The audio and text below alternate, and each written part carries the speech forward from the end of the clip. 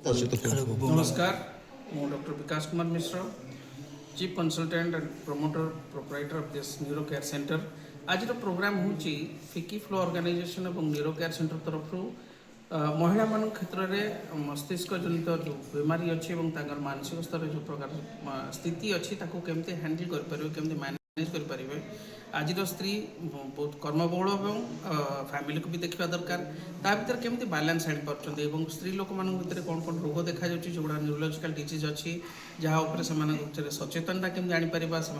epilepsy जदि अच्छी तो प्रेगनेंसी समय से कौन कौन स्टेप्स नहीं पार दरकार कौन कौन मेडिसिन नहीं पारे कौ मेडिसिन खराब कर कौ प्रकार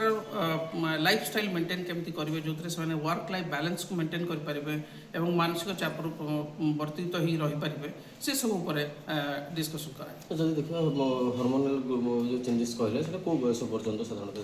देखो जमी हार्मोनल चेंजेस पोस्ट मेनोपोजल हूँ जो हार्मोन चेंज हो जाए कि प्री मेनोपोजल जमी यंग एडोलसेंट एज ग्रुप हो कि स्त्री मानक जो मैंने चाइल्ड बेयरिंग एज ग्रुप ताको कहती जो पिला जन्म कर जो स्थिति जो ग्रुप था चाइल्ड बेयरिंग एज ग्रुप से हार्मोनल चेंजेस बहुत प्रकार हुए जमी प्री प्रेगनेंसी प्रेगनेंसी और पोस्ट प्रेगनेंसी बहुत प्रकार चेंजेस बॉडी देखा जाए और न्यूरोलॉजिकल डिजीजेस से अनुसार विभिन्न प्रकार परिलक्षित हुए ब्रेन ऊपर कौन इफेक्ट पड़े जमती कहली जे मेल ब्रेन और फीमेल ब्रेन भितर फरक रही बहुत गुड़े इमोशनल कंपोनेंट्स रही हार्मोनल कंपोनेंट्स रही ए सब एस्पेक्ट जब देखा जाए ताले ब्रेन मेल और फीमेल क्षेत्र में अलग ब्रेन साइज अलग ब्रेन केते गुड़े पार्ट्स अच्छी जोड़ा सब फीमेल को क्षेत्र में दैट इज मोर एक्सप्रेसिव एवं डिसीजन मेकिंग पावर हो फाइटिंग फाइटिंग पावर हो से male and female are different से अलग केमती जानवे प्रोब्लेम हो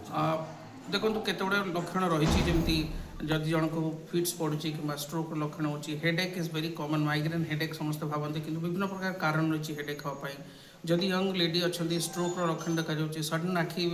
विजन चल जाऊँगी कि गोटे साइड पैरालिसिस होची कि हेडेक संगे वोमिटिंग होची बैलेंस बिगड़ुची ताले स्ट्रोक लक्षण अच्छी मल्टीपल स्क्लेरोसिस एमती गोटे इम्यूनिटी मीडिएटेड डिजीज जोटा वेरी स्त्री लोक क्षेत्र में child bearing age group young females क्षेत्र में बेसी देखा जाए और से क्षेत्र में कौन हुए विभिन्न लक्षण अच्छी जोड़ा देखिकी प्रेजेंटेशन आसे पेसेंटर जमी चाहे विजन इम्पेयरमेंट हो कि पैरालिसिस हो कि गेट इम्बैलेंस हो से स्ट्रोक भाया देखा जाती कि एक्चुअली से स्ट्रोक बेमारी नुहे से गोटे इम्यूनिटी मीडिएटेड डिजीज जोटा को इमिडिएटली ट्रिटमेंट आरंभ न कले